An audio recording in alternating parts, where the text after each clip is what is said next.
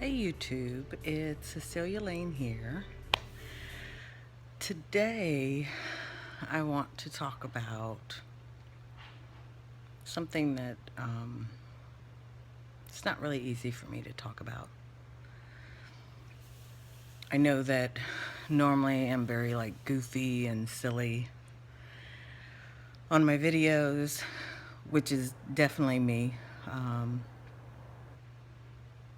I would say that I'm the kind of person that's always about the glass half full. Who always wants to think the best of people, wants to be kind to people, and wants to be positive. But I think a big part of that reason is because of the pain that I've suffered in the past, and I guess the empathy that I've acquired as a result of that pain for other people, and my recognition of different ways that people handle being hurt, and not everybody handles it the same. And I feel very lucky and blessed that today I come from a empathetic viewpoint rather than an angry viewpoint. But I can totally relate to the angry, because the disappointment that people place on you can really scar you for life and change your whole outlook. I know that I've talked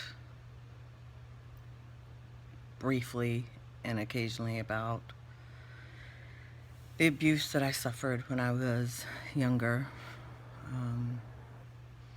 And for my own personal reasons, I don't want to go too much into specifics about it, but it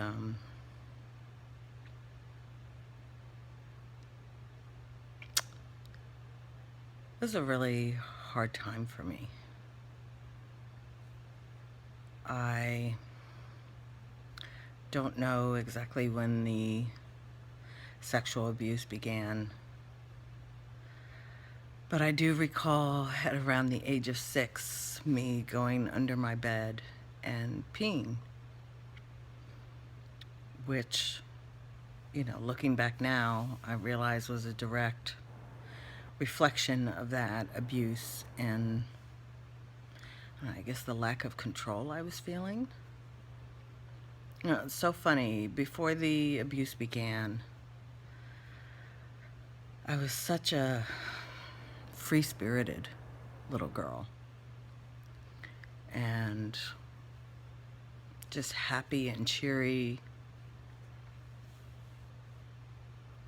and I had no fear, no fear of failure, no fear of communication, interrelationships. Nothing. I was the kind of little girl that just, the sky was the limit. And I remember my daddy telling me a story about me being very young, probably 5 or so, and this is clearly before the abuse began, where he had taken my brothers and I to the swimming pool, and I had disappeared. A few minutes later, he looks up to see where I am, and I am on the super high dive, all by myself. I'd climbed up, and it was like stories high. Or at least that's how it appeared to me at that age. However, I don't remember being so much scared as I was exhilarated. And he said, just as he was about to say, "Cece," I jumped off that diving board and whoosh, down into the water. and held my breath and swam myself back up to the service and was like, pshaw. And he said the smile on my face, the look of accomplishment was just amazing. And that story has always stuck with me because I feel like it epitomizes who I was before the sexual abuse began and I started to lose myself. And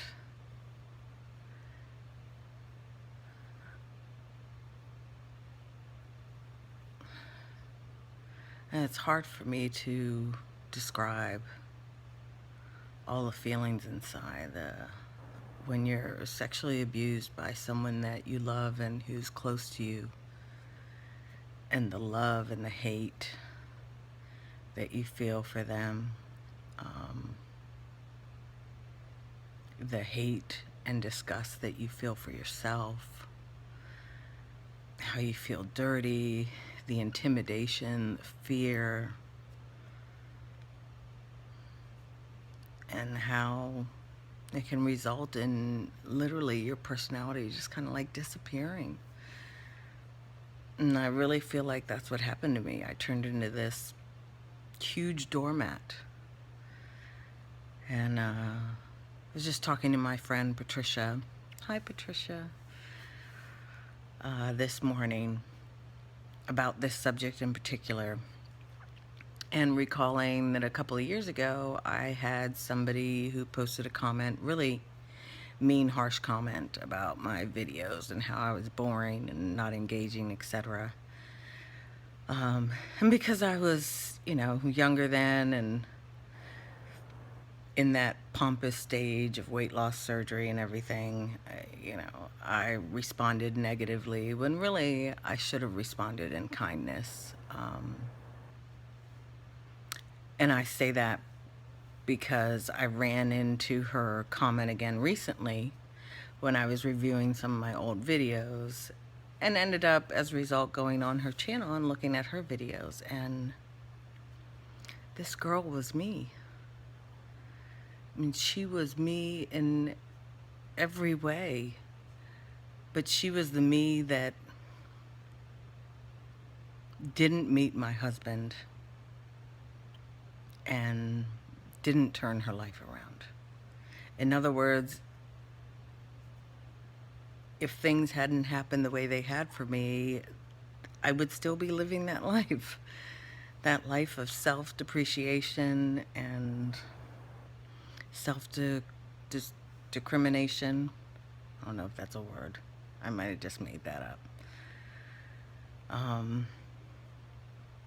And just constantly putting myself in situations where I'm bound to get into trouble. I'm bound to have somebody take advantage of me or do something horrible to me. And I don't know what it is that causes that. If it's the self-loathing that comes from being damaged by sexual abuse, or I feel like it's more because like I was listening to her and thinking back on my logic when those type of things were happening to me, and my logic was off. My logic was so skewed. It was like I didn't think properly. And so it makes me feel like it affects so much more than just how you feel about yourself. I mean, it really affects how you approach the world.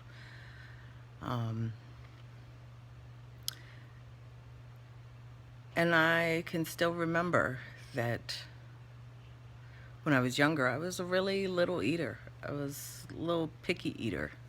Not picky as in picky about what I ate, but I was just picky as in just pick here, pick there, pick there. And my brothers used to make fun of me all the time because I couldn't finish anything. I remember being in 5th or 6th grade and I couldn't drink a whole soda can in one sitting. It was just too much for me. But as the abuse continued and the self-loathing and self-hatred and the the confusion too about why I enjoyed the attention but hated it, why I wanted him to, you know, pick me out and pay attention to me, and yet I felt dirty about it. Especially dirty that I was liking that he was paying attention to me. And just all pointing to me feeling horrible about myself and that I was a horrible person. And that I was dirty and bad. And I remember starting to eat more. And eating in one sitting to the point where I would be hurting. And it was like, on one hand, the food was like a salve and it made me feel better. But on the other hand, I made sure to eat so much that it made me miserable. I guess because I feel like it was because I wanted to punish myself. I felt like I didn't have any control over anything. Not my body, not my life, not my world. And nobody was helping me, and I was just all alone. And it was all my fault. And so I had to figure out a way to punish myself. And I also had to figure out a way to hide myself. And becoming fat and ugly was one way that I saw of doing that. And so I started packing on the pounds. Because before that I'd always been, you know, an Amazonian girl. But fat by no means. And I don't know, that was just a really dark time in my life, and it lasted from the age I was about 6 until 20, 21, where I was terrorized.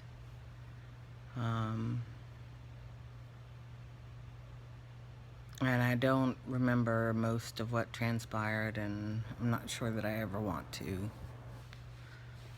I'm not sure what benefit that would bring me. But I have done a lot of therapy, and I've spent a lot of time talking to my husband about it, and some of my closest friends. Trying to understand, you know, all these issues that I now have. This horrible fear of failure, this self-sabotage, this imposter syndrome that I seem to suffer from or worry about.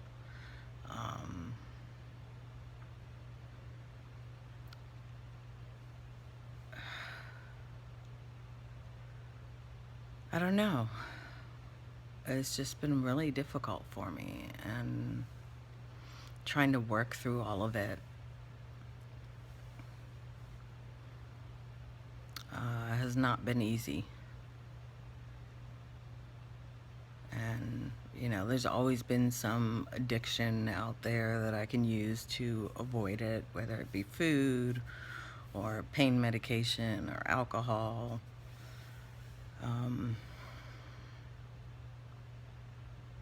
You know, it's like a lot of times I'm more comfortable just avoiding it than having to deal with it, because honestly, I don't really know what to do with it. I don't know what to make of it. What I do know is that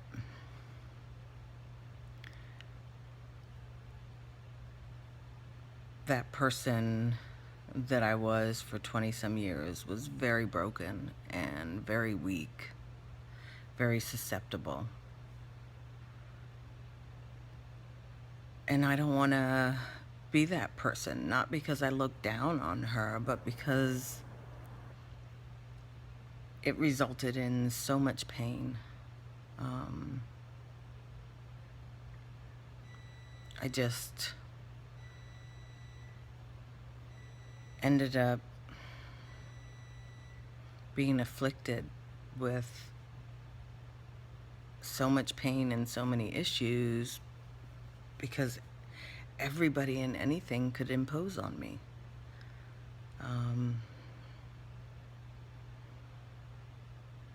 And sometimes I feel like as a result now I'm a lot less inaccessible to a lot of people in a lot of ways, and I come off as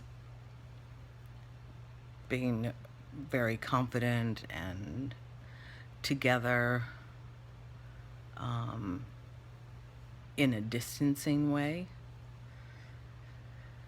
which is actually not me at all. I'm not super confident. I'm not super together. Not any of those things. I'm still struggling today. And, my weight and my food issues have just been a symptom of whatever this, I don't want to say disease because it carries like all these negative connotations, and I don't feel like I'm at fault for what's happened to me and how it's impacted me. So I don't want to say disease, but I'm not sure that there's a better term.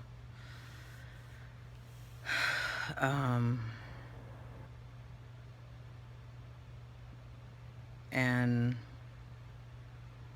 on top of that, I feel like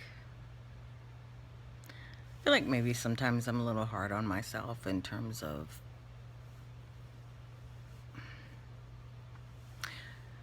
not only not really being nice to that broken girl that's still inside of me, but also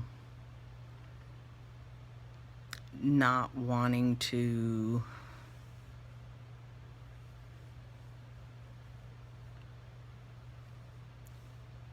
be that way so badly that I'm at the other extreme at times, making me less approachable.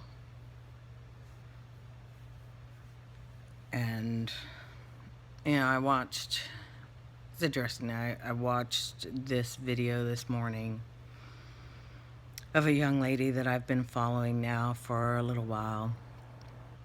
And when I first started following her, I was like, she's very emotional.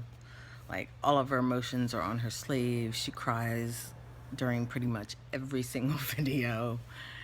And I was like, ugh. Because I don't like sharing my inside feelings. But the more mature me told me, no, I know that's your initial reaction, but that's probably because there's something about her that reminds you of you that maybe you don't like too much about yourself. So it's really not about her. And you should keep watching because you can probably learn something important from her. And I have to say I have been. The last video that I watched, she did the usual crying, talking about things, and I gotta tell you, I walked away from that video on one hand feeling like, God, I wish that I could be that accessible, that open. I wish that I could access my emotions that easily now or still. That I didn't hold myself so guarded all the time. And that I could just, pour it out. But on the other hand, the other side of me is like, yeah, but I don't want to be a mess. I have to hold it together. I got all these responsibilities. She's not working or anything, and because she's focusing on these things that she's trying to deal with, and I just don't have that luxury. And I feel like I'm like what my granddad or your parents say. You got to pull yourself up by the bootstraps, bitch, and get yourself together. And I'm saying bitch as in me, not as in her at all. I'm talking about the mentality that I've grown up with, and that I'm hard on myself in that sense, where I'm like, I can't give myself that luxury. Um, I gotta keep it together. Um,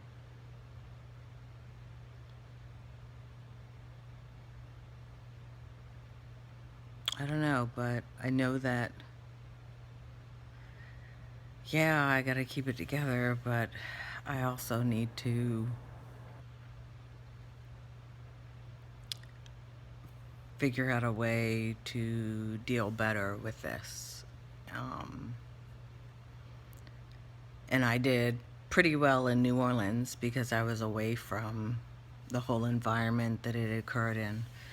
But since I've returned to DC, I'm back in that environment and around, all these people that were a party to what happened to me. And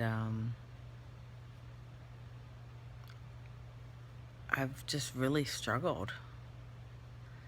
And I remember being in New Orleans when my husband and I were planning to move back to DC, and me being so terrified and having nightmares about moving back, and that I would become a failure again. And the sad part is here I am, like, I mean, technically a failure. I gained all this weight back, and I haven't been able to secure a real job. Um,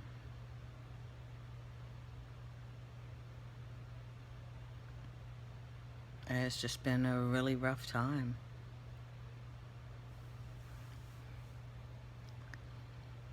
But it's like now I don't want to move because of my daughter, and she's so happy here. Oh my gosh, she's so happy and she's doing so well. And I know other parents understand there's nothing I would never do that I wouldn't ever do for my daughter. And if that means staying here and being miserable or jeopardizing my mental health, I hate to say, but it's like I'm happy to do it. I'm happy to do it and try as best I can to mitigate the impact on my mental health by, trying to do whatever I can to help that. So the likelihood of me leaving here for the next 3 years is pretty much nil, because I'm not going to leave when my daughter's so happy. But it has definitely been taking a huge toll on me, and has affected me dramatically mentally.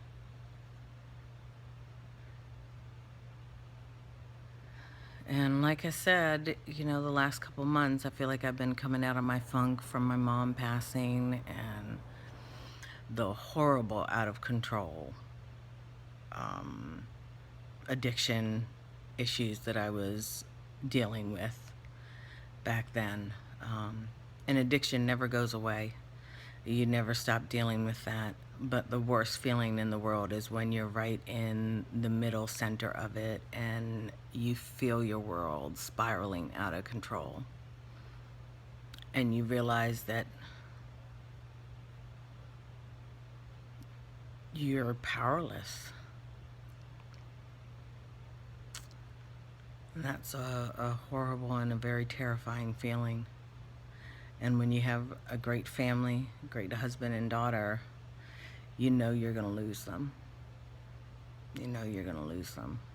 And it's a really scary thought. I mean, and so that's why I fought back. because I don't want to lose my family. I don't want to lose myself. And I know from before that I'm a great person and I can do amazing things. Just for whatever reason haven't really had an opportunity to be amazing lately.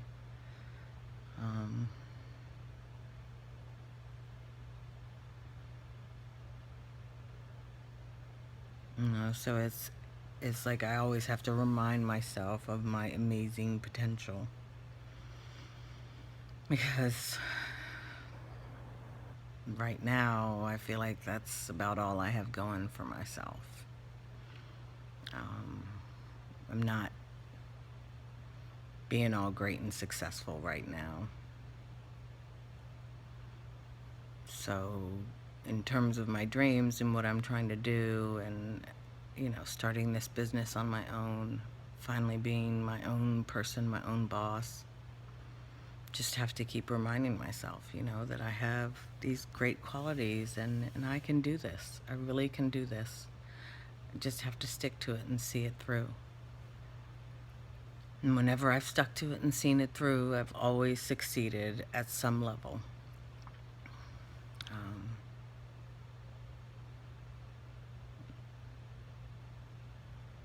But it's been a hard time. It's been a long road. And like I said in the beginning, I'm a natural positive person.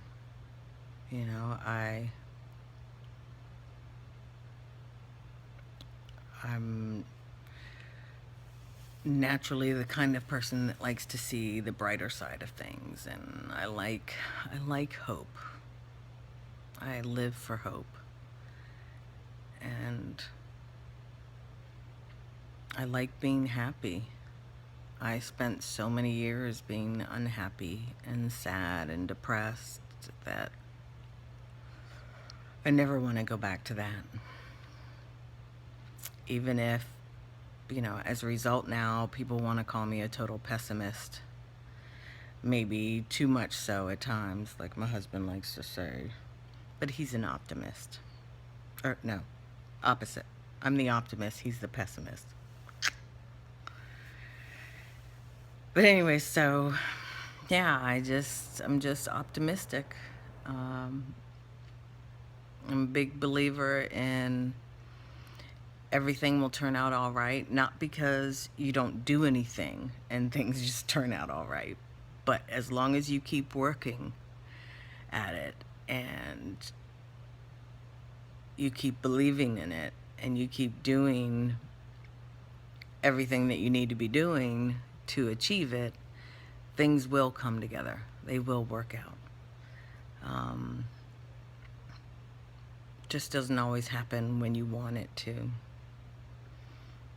Sometimes it just happens when you need it to, or when it's supposed to, or how it's supposed to.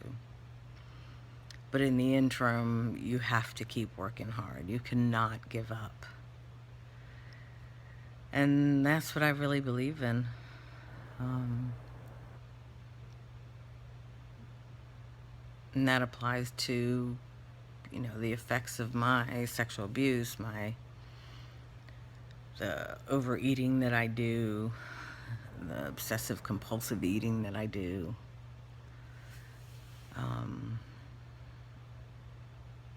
The drugs, the alcohol.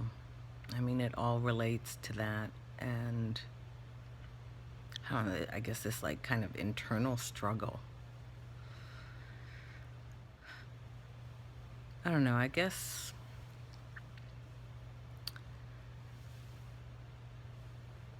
I'm making this video just to put it out there, and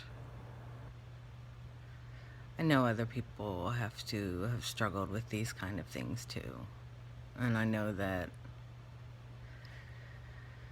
we carry it alone so often. Like it's our dirty little secret. And it's not. It's not ours. And it does such horrible things to us. It has really long-standing consequences for us and our lives, the choices that we make, the successes that we achieve or don't achieve, our feelings of self-worth. I don't know, so I guess I just wanted to talk a little bit about that.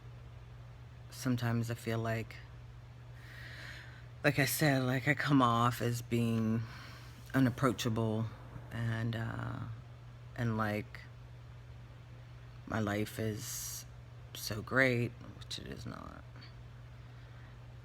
Or that I have it all together, or that I'm so amazing, or, you know, I mean, people say that I'm so amazing, and I'm not. I'm just struggling every day to do the best I can. So I'd love to hear y'all's thoughts and feedback. I'm going to put my Instagram and my email address below in the description. So if you don't want to respond back or post on this subject, you know, on YouTube publicly, you can email me or send me a private message through Instagram or whatever. Please feel free to do that. Anyway, so these are the kind of things that are going on in my head as I get closer to surgery, and knowing that I'm not going to be able to use food like I have been the last year and a half, to make myself feel better. And thinking about, what am I going to do about that? What am I going to do to make sure that I'm okay? And that I don't go back into other bad habits, bad addictions. So, all right, YouTube. Super long video. But there it is. Me, totally bare, putting it out there for y'all. So I'll catch you next time. Thanks for watching.